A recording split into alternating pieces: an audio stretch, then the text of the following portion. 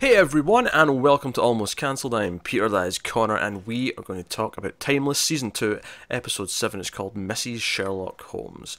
So, full spoilers for the episode. As always, let me ask a question. Did you see the title before you watched this? Yes. Were you excited by the title?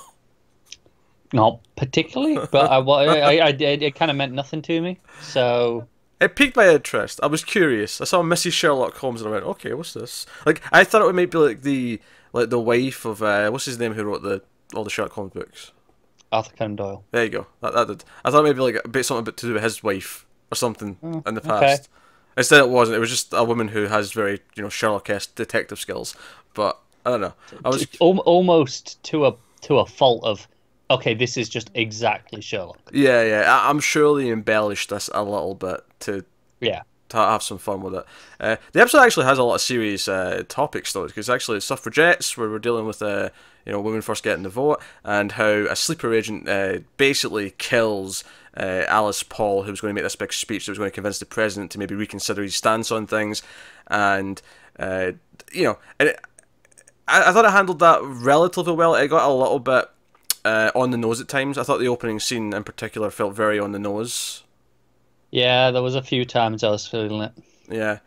Especially when they were making me question again, what's the timeline of this show? Yeah, but what I thought did get handled very well, and I thought was the interesting part of this plot, is that Emma, who's been sent back by Rittenhouse to help with this plan, and Yeah. I mean hell, we even get a scene where the great grandfather, he's like, no. You just stay in the ship. Come back to me safely. And he's saying, "Oh, it's because because obviously at first you see that scene, you're thinking, oh, there's a relationship forming here, some sort of sick, romance that's happening behind the Yeah. scenes."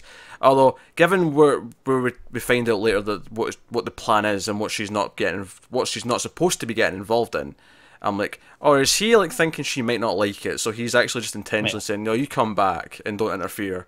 Probably. Yeah.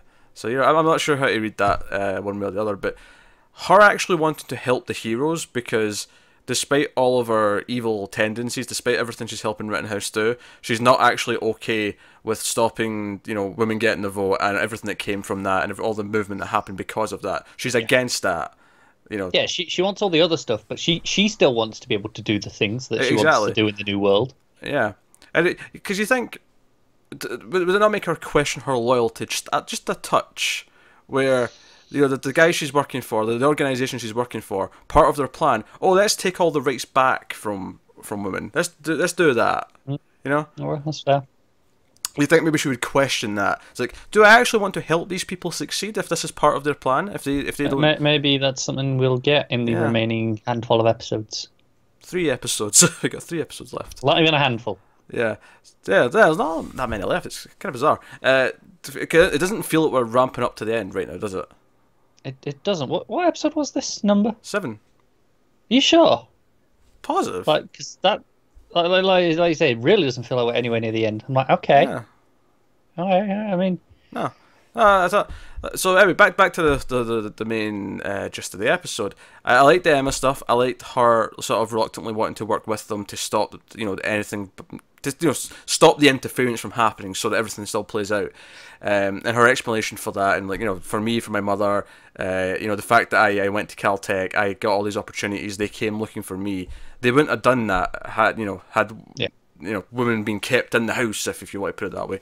And the other stuff I liked from this as well was whenever Lucy kind of had to argue with Lady Sherlock, Grace, whenever she actually had to start a fight against her to actually try and say no, speeches can make a difference and things can happen, and obviously she's cheating because she has all this future knowledge of what leads to what. That it did happen. Yeah. That was where it got interesting for me, because it felt like there was almost of the time there were different ideas of how to achieve change, how to push things forward, and some didn't agree with the marches and that. Some thought there was other ways to do it, like Grace, and she comes kind of around by the end of the episode.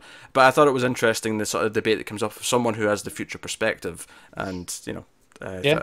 I will say, that is kind of the criticism. It's the problem with only having this as the plot for one episode, is that I think she does come around a little quickly. That's fair, yeah. It feels like, this is her whole ideology that she just kind of changes in an instant. Yeah. I honestly, I almost wish this was like a 3 episode arc rather than just 1 episode. I think it would have explored all these ideas a lot better.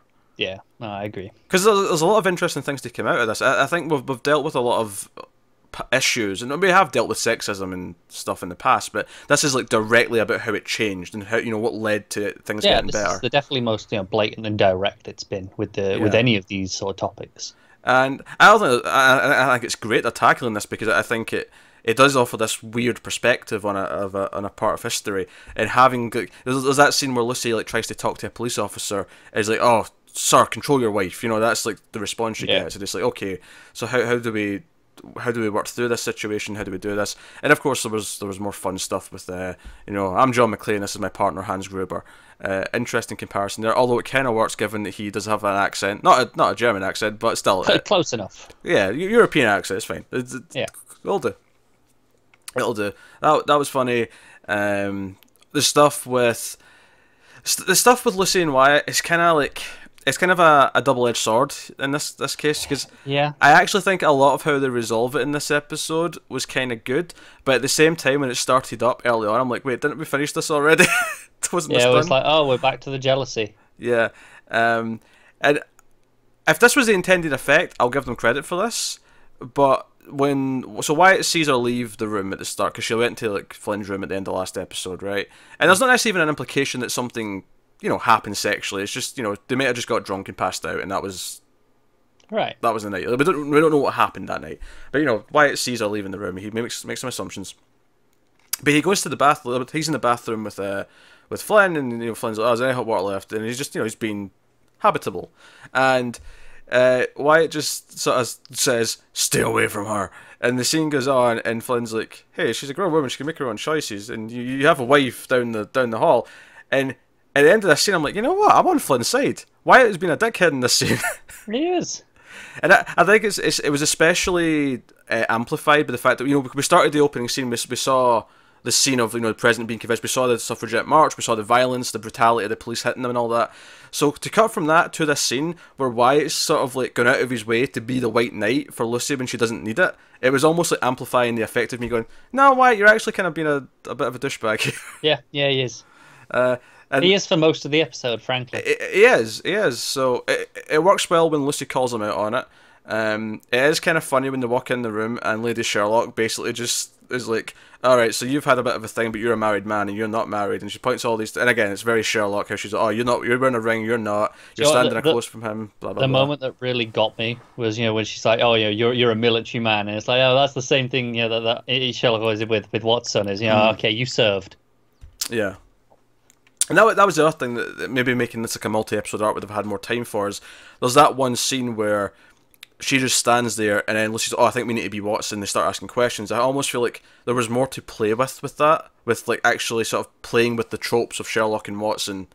Yeah, we don't actually get much of it. You know, we get that there. That one scene, basically. Come the end, she's like, oh, yeah, handwriting, you know, left hand, oh, deduced it all, whatever, off screen. It's a bit undercooked, I guess, is what we're saying. I feel like this episode has a lot of good intentions. It actually nails some really good moments here or there about the subject.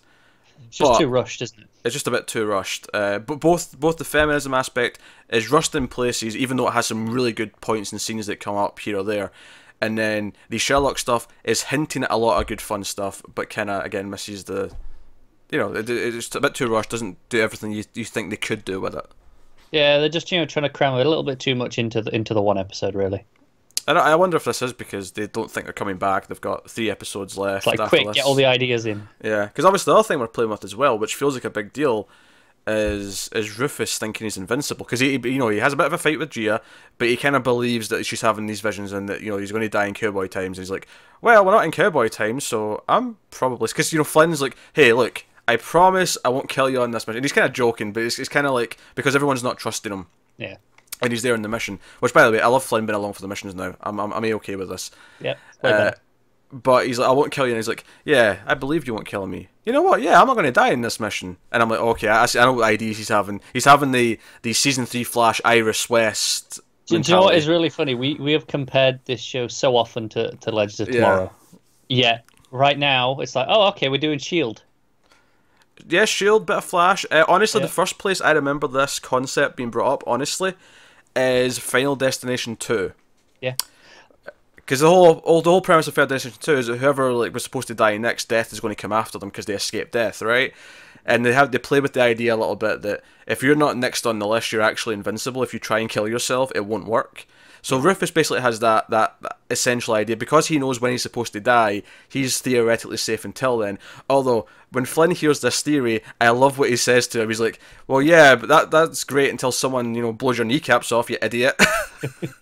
And I'm like, that's true, he could get his kneecaps blown off. Yeah, you don't die. Doesn't mean you can't be shot. Because later on in the episode, he when the march is happening, the police are getting very brutal, and all of our main characters kind of like jump in and try and help. Rufus is getting the shit beat out of him by a cop, and Flynn comes in and knocks the cop out. He's like, I had that. He's like, yeah, sure you did. He was on the ground getting hit. This is what Invincible looks like, is it? Yeah, because he comes back and he can barely move, and Gia's trying to patch him up and hug him, and he's like, no, I'm in pain. Stop it. I think the theme of the episode is very much, even when something seems impossible, keep trying anyway. Obviously, it's neatly kind of like spelled out for you with the Mason stuff with Gia and Jessica, where they're looking for, they're going through the rummage from the Rittenhouse base with some computer parts, and they're trying to put things together to maybe get some data later. And it kind of relates to the whole suffragette movement. It seems impossible, but keep trying. It kind of relates to Rufus and Gia. This seems impossible. We've seen your death, but you know what? Let's keep trying anyway, because never give up. Never surrender. Galaxy Quest, great movie. So, what? I landed in that reference. I know. I saw you just going for it, and you just did it. I was like, all right, fair enough, whatever. I'm cool with it. But that does bring up the question of the ending, the reveal, what they find on the computer. They get like a bit together, isn't it? Yep. And they get an image. I'm not entirely sure why the image starts zoomed in and they have to come out of it, other than dramatic effect. Yeah, it was really weird. Yeah, that was a bit strange. But it's Jessica, and we've been joking that I bet Jessica turns out to be Rittenhouse all season. Yeah, and here's the thing. Mm-hmm. This is the one piece of evidence so far that makes you think it's not. Oh, maybe not. Yeah, I know. That's what they're all going to assume. That's what it is, right? It's that weird thing where you think. I've done this many a time before, where I'll think, okay, this plot's clearly going this way, until they hint that it is, but it feels too early, so it feels like a misdirection. So then I assume it's going the other way. It's not even that it's too early, because it's we've only got a couple episodes left. It's that it's so blatant that that's what the characters are going to assume. Yes. That I assume okay, it's probably not. It's all in the way they find out.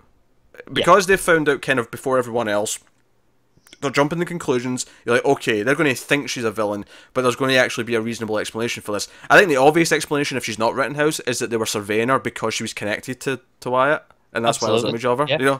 And we know it was them that brought her back, so it wouldn't be a real stretch for them. They clearly have a plan in mind with her involved. We don't know what that is. I don't know if it is as direct as, she's an agent for them. But they have some sort of plans. Of course they have pictures of her. And, to go back to the scene where Wyatt tries to console Lucy when they get back, and Lucy basically says, hey, look, you're married, your wife's back, I know this is a weird situation, but we have to deal with this, it's okay, I do my thing, you do your thing, and we still save the world together, that's fine. I actually liked everything she said to him. That scene played really well for me in terms of the There's logic. a point where he says, our relationship, and she's like, what, that whole one night of it? Yeah. Again, I actually, as I was watching this scene of her just saying, no, we have to get past this because of this, this, and this, everything made sense. The dialogue was well written, everything landed, and it played true to who the characters have been and what they've went through.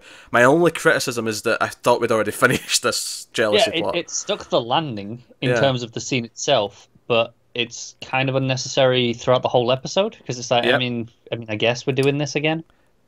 It did lead some good jokes. But there's a really good joke in that scene as well, actually. It's a really subtle one. They don't go super into it, but it's funny enough on its own that they don't have to. Where Lucy says, we can't keep living in the past, and he just smirks a little bit, because obviously they go to the past all the time. Yeah. And they don't stay on it for very long. Lucy sort of almost smirks as well, because she realised what she just said, and then the scene just keeps going. But it was just a nice little joke, where it's like, okay, we got the pun that just happened there. Yeah. Move on. No, the one that got me is when she's like, I didn't sleep with him. And well, it's like, oh, cool. And she just waits a second. And he goes, oh, thank God. Oh, thank God. that was good. That was good. And they oddly have chemistry. And by that I mean Lucy and Flynn. They do, yeah. Which is bizarre. So, whatever. If you want down that path, that's fine. Sure. I'm okay with it. And then his family can come back, and now she will, for the second time, will have been replaced by the original wife who was thought to be dead. Why not? This could literally happen to her a second time. She keeps getting men who have lost their wives, but then something happens in the timeline. She's got a type, doesn't she? She has a type. She's a very specific type. Actually, I'll tell you what little moment cracked me up. See when Emma shows up, you've got Flynn and Rufus, searching the crime scene and looking at things, and there's some banter back and forth. It's funny, and they had the Hansgruber line and all that, and the cop's holding them up, and Emma comes in and shoots them. First of all, I liked her saying a couple of dicks because they're pretending to be PIs. Yeah, and I liked, Rufus was kind of like, "Hey Flynn, do your thing," and Flynn's like, "Shut up! I'm trying to talk about this. Just stop it." Yeah, I like that. But my favourite part is when they turn around and he sees it's Emma. He's like, "Oh, hey, it's Emma. That's great." He's like so like Rufus has stopped being scared and started just being really cynical and sarcastic whenever anything bad happens. It's great. And it's like, "Hey Flynn, you can do your thing now." Then later on, when she tells her story and it's enough for Flynn to like, "Okay, I trust you. What help us in this mission?" And he gives her a gun, and Rufus is like, "Oh great, now my two enemies have guns. That's great." Yeah. But hey, he thinks he's invincible, so it's cool. Yeah. And then Flynn, quite rightly later on, it turns out invincibility is not exactly what he thought it meant. Yeah. So, no. So no, I mean, I think the episode overall had a lot of fun stuff, and I had fun watching it. I just think both the message, the suffragette, the feminism, that plot had some really good stuff in it, but felt a bit rushed overall. Could have used more. Like I would have loved this to have been 3 episodes. I think if you took the time to develop that a little bit more and also give the Sherlock stuff time to actually really have fun with that as well, I think at least a 2-part. I think this could have easily been doubled. I agree. I think it's unfortunately a little unsatisfying, even though everything it's doing is technically fine. Yeah. But I will say, the bit where they got back and they were asking about who's president. Well, actually, the first thing was who did you vote for? Even just to see if she voted, and Christopher's like, Hillary Clinton, of course. Yeah. Who's president? Trump. Was that not supposed to happen? Well, who knows, but it wasn't us. Yeah. I thought that was a bit, again, okay, we're a bit on the... Because I thought it was weird early on when they were saying, make Germany great again. Oh, yeah, Rittenhouse wants to make Germany great again. Yeah. I thought, okay, bit on the nose, but whatever, I'll let it slide. And then we got to this, I was like, okay. Yeah. So not a bad episode, but definitely one where I feel like the potential could have been reached even higher had they It's one of those that is still a perfectly decent episode, but it's disappointing because you can see where it could be so much more. Yeah. Because like I say, the scene where Lucy gets angry and like basically berates Lady Sherlock and is like, "Hey, no, like you need to stand up and you need to do this, and yeah, you protect dead women, but what about the rest of them? What about all the ones who are alive?" Like when she berates her, that was a fantastic scene. Yeah, and then you have the conversation with Wyatt afterwards. It's like, yeah, people have different opinions. It's like, yeah, but hers is wrong. Like, okay, Lucy, I understand where you're coming from, but hindsight's a wonderful thing. Yeah. So, that's Timeless. That is episode 7. So let us know what you thought of this one in the comments below. Like, subscribe, all that stuff. Get us on the Twitters at mail_fuzz for channel updates. If you want to support the channel, head over to patreon.com/mailfuzztv. But otherwise, that is us. So thank you once again for watching. We'll see you next time. Have you got any vanilla?